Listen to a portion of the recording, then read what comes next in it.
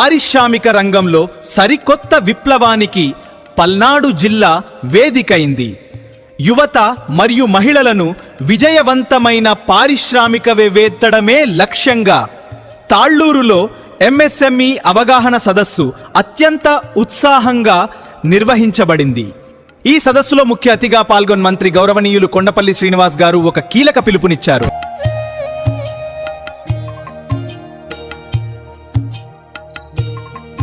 పారిశ్రామిక రంగంలో సరికొత్త విప్లవానికి పల్నాడు జిల్లా వేదికైంది.